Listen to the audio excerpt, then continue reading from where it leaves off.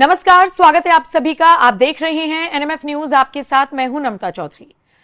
अगर भारत ने अमेरिका की शर्तों को नहीं माना, डोनाल्ड ट्रंप के मुताबिक भारत के बाजार को नहीं खोला, तो फिर भारत को चारों तरफ से घेरा जाएगा, मजबूर किया जाएगा कि वो अपने बाजार को खोले और उनके हिसाब से चले। यह धमकी भरा संदेश आया है अमेरिका की तरफ से ही। कॉमर्स सेक्रेटरी हार्वर्ड लुटनिक ने यह बयान दिया है और वो ये बताने की कोशिश कर रही हैं कि अगर भारत ने उनकी बात नहीं मानी तो उनको इसका खामियाजा भुगतना होगा। और सिर्फ भारत नहीं पंकज जी, ब्राजील को लेकर भी यही रवैया अपनाया जा रहा है अमेरिका की तरफ से।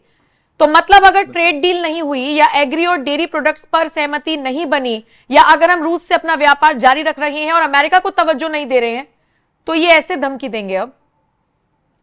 नहीं, और भी बड़ी बड़ी बातें कही। हार्वर्ड लुटनिक है, वहां का कॉमर्स सेक्रेटरी है। ये क्या कह रहा है पता है? कि भारत के पास दो चॉइसेस हैं, या तो अमेरिका का स्ट्रेटेजिक पार्टनर बनो और या फिर इंडिपेंडेंट रहो। मतलब कि हम अगर स्ट्रेटेजिक पार्टनर नहीं बोलेंगे तो हम आजाद मुल्क नहीं रहेंगे। अच्छा, ये वहां का कॉमर्स सेक्रेटरी बोल रहा है। और उसने क्या बोला पता है? कि दुनिया में कुछ देशों को सबक सिखाना जरूरी है। We will have to fix them. और नाम लेके बोला, इंडिया, ब्राजील और स्विट्जरलैंड, ये तीन देशों के बारे में बोला है। मैं जब उनका इंटरव्यू सुन रहा था, मैंने जानबूझकर कहीं से क्लिप मुझे मिला, उसके बाद मैंने पूरा इंटरव्यू सुना। मुझे ऐसा लग रहा था कि भारत में अंग्रेजों का राज है और क्वीन विक्टोरिया के तख्त पे बैठकर कोई इस तरह के फरमान जारी कर रहा है कि हमें वो करना है, उसको इसके साथ दोस्ती रखनी है, उसके साथ दुश्मनी रखनी है, इससे बात करेगा, उससे बात नहीं करे। तू है कौन? कौन है तू? दुनिया के दो सबसे बड़े लोकतांत्रिक देशों भारत और ब्राजील के बारे में कह रहे हो कि या तो हमारा पार्टनर रहेगा, नहीं तो आजाद नहीं रहेगा। गुलाम बना लोगे तुम। ये लुटनिक फुटनिक से आजकल क्या होना है? नहीं तो लूटने की अपनी तरफ से तो नहीं कहा होगा ना पंकज जी। ये मैसेज तो डोनाल्ड ट्रंप की तरफ से ही भेजा गया है ना। तो सुपर पावर मतलब लड़ना चाह रहा है, आर पार की लड़ाई के मूड में है, या तो बिजनेस करो। काहे का सुपर पावर? इसका एक जो ट्रेड सेक्रेटरी है नुवारो, वो कह रहा है कि ब्राह्मण तेल से फायदा उठा रहे हैं। वो भारत में लड़ाई करवाना चाह रहा था ब्राह्मण का नाम लेकर। उसको पता है ना कि भारत में कास्टिज्म के चलते इस तरह की बात है। तो हम बोलेंगे कि ब्राह्मण फायदा उठा रहे हैं तो इंडियंस आपस में लड़ने लगेंगे। तो तू ही बूढ़ा ज्यादा तेज है, हम लोग बेवकूफ बैठे हुए समझ नहीं रहे हैं कि तुम झगड़ा करवा रहे हो हमारे बीच। ये कह रहा है कि गुलाम बना लेंगे। मैंने कहा कि सारे लोग पागल ही भर दिए हैं, कोई समझदार भी रखा है? अमेरिका भर से पागल बुढ़ों को, जिनको ये व्हाइट मैन रेस का जो ये प्राउड होता है ना, उस तरह के लोगों को भर के रखा है और बकवास पे बकवास किए जा रहे हैं। और ये क्यों कर रहे हैं पता है? कि ये एक्सपेक्ट करते थे पहले की तरह कि हमने कोई फरमान दे दिया या इंडिया ने कोई हमने कुछ बोल दिया तो वो मान ले। जैसे कि करगिल वार हुआ। मैं दूसरे इसलिए पॉलिटिकल पार्टी का एग्जांपल नहीं लूंगा क्योंकि फिर बोलेंगे कि वो बीजेपी कांग्रेस कर रहा है। करगिल वार हुआ, नवाज शरीफ भागे भागे क्लिंटन के पास गए। क्लिंटन साहब ने फोन कर दिया कि अटल जी से जाने दीजिए। अटल जी ने छोड़ दिया। अटल जी को अमेरिका बुलाया, नवाज शरीफ को अमेरिका बुलाया, तस्वीर खिंचाया, तो चौधरी बन गया वो। तो ये उसको मजा आ गया, अमेरिका को एक ईगो सेटिस्फाइड हो गया। उससे पहले भी इसी तरह होता रहा था कि झगड़ा झंझट हुआ किस तरह, तो वो जाके चौधरी बन गया बीच में। मोदी ने कहा कि तू है कौन, तेरे कहने पे मैं क्यों करूं।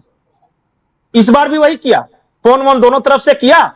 तो भारत ने कह दिया कि तुम्हारे कहने से नहीं होगा, सामने वाला जो लड़ रहा है वो माफी मांगेगा या रिक्वेस्ट करेगा तब जंग बंद होगी। तो अब उसका डीजीएमओ फोन किया और अमेरिका तो जान ही रहा था कि भारत तो ऐसा करता है। वो चारों तरफ बोल रहा है हमने सीज फायर कराया, हमने सीज फायर कराया। भारत ने कह दिया तू कौन, तूने नहीं कराया, इसने रिक्वेस्ट। ये उसको लग गई कि अरे ऐसा तो होता नहीं था, ऐसा कैसे करने लगा। भारत के साथ तो ये ईगो सेटिस्फाई वाला चक्कर हो सकता है, ब्राजील के साथ क्या दिक्कत है? नहीं, ब्राजील के साथ भी यही है ना। उसने कहा कि हम तुम पे टैरिफ लगाएंगे। ब्राजील ने कहा तेरी ऐसी की तैसी कॉफी बंद कर देंगे तेरा। सुबह सुबह जो अमेरिकन पीते हैं ना, अब बंद कर दिया। अब अमेरिकन हाई कॉफी, हवा कॉफी करने लगे। जो कॉफी प्रोड्यूसिंग स्टेट है कोलंबिया, उसके साथ झगड़ा। ये और कॉफी उधर लैटिन अमेरिका से आता है, ये ब्राजील है, ये सब बंद कर दिया कि जाओ। तो बोला कि तुम्हारी इतनी हिम्मत, तुमको हम ये कर देंगे। बोला आ ना, वहां पे लूला डी सिल्वा ने कहा कि उसने कहा कि आपको हमसे बात करनी होगी, अमेरिका ने। लूला डी सिल्वा ने कहा कि तुमसे बात करने से अच्छा, इस पागल से बात करने से अच्छा मैं पुतिन और शी जिनपिंग और मोदी से ना बात करूं। ये लिटररी स्टेटमेंट था हाँ, लूला डी सिल्वा का। कि ये था। अब ट्रंप कह दिया कि यार हम तो चौधरी थे और जो भी हम जिसका ये सुनाते थे वो सुन लेता था, और अब जो कोई भी जवाब देने लगे हमें। इसीलिए ये इनका जो बूढ़े लोग हैं ना, ये सब अपने जमाने के अनुसार माइंडसेट से ये हैं, इनको बड़ी तकलीफ है। अभी एस जयशंकर ने भी जवाब दिया, पता है ना इनके इस धमके। एस जयशंकर ने कहा कि सुनिए ना, एक बात हम बताएं, आप एहसान नहीं कर रहे हैं, आप लोगों को भी मैन पावर की जरूरत है, और स्किल्ड मैन पावर आपको इंडिया, चाइना, ब्राजील जैसे देशों से ही मिलते हैं। तुम्हारे यहां के लोग आलसी हैं, बियर सकिंग मगर्स। तुम लोग, एक एवरेज अमेरिकन 10 बजे उठता है, शाम को पार्टी करता है, दारू तारू पी के सो जाता है, काम करने के लिए इधर से बुलाना पड़ता है। 10-10, 12-12 घंटे खटते हैं हमारे लोग, तब तुम्हारे देश की अर्थव्यवस्था ही है। तो हमें मत सिखाओ। सुनाइए, देखिए क्या बोल रहे हैं एस जयशंकर। ठीक है, एस जयशंकर को सुनवाते हैं, क्या कुछ बोल रहे हैं। In unpredictability, that it'll be a variant, for example, of somebody's second, first term would be different, first term, and then what happens. But what we are seeing is terms are different, times are different, a few months make a difference, a few weeks make a difference, a few tweets make a difference. So actually it's really quite a, I would say, an experience for the world to go through this level of policy changes, of practical impact of that. And also the fact that so much of it is done so publicly, that it's played out in the full glare of the spotlight. So that's one part of it. जी, तो कुल मिला के जी, तो कुल मिला के S Jaishankar ने साफ कर दिया कि देखो, ज्यादा उड़ो मत। अब वो जमाना गया, इन्होंने कहा कि कितना भी छटपटाओ, कितना भी बयानबाजी करो, कुछ भी करो, लाइन ड्रॉ तो अब इंडिया करेगा। उन्होंने साथ ही ये भी कहा कि ये जो ग्लोबल साउथ है ना, ग्लोबल साउथ अब इकोनॉमिक फोर्स है, रीड्रॉ होगा दुनिया का। जो क्या जियो पॉलिटिक्स है ना, उसको रीड्रॉ कर रहे हैं, और भारत रीड्रॉ करेगा।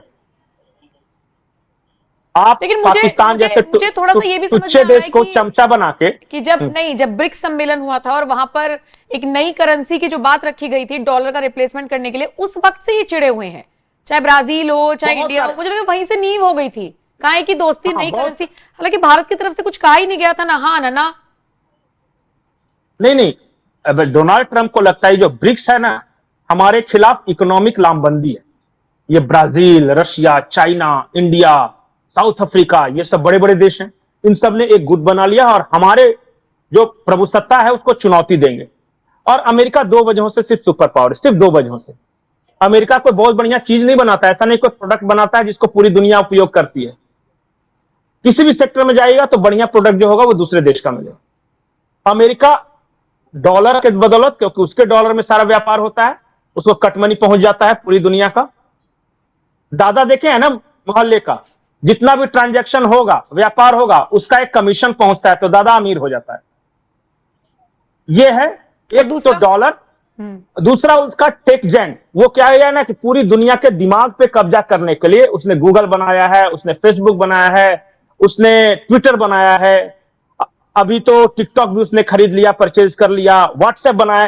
क्योंकि एक एवरेज आदमी इन्हीं सब चीजों में ज्यादा है, तो उसका दिमाग पे कब्जा जमा लिया है अमेरिकन टेक कंपनियों। आज अमेरिका कहते हैं ना कि तख्ता पलट कर दिया। तख्ता पलट कैसे करता है? इन्हीं सब टूल्स का इस्तेमाल करते हुए।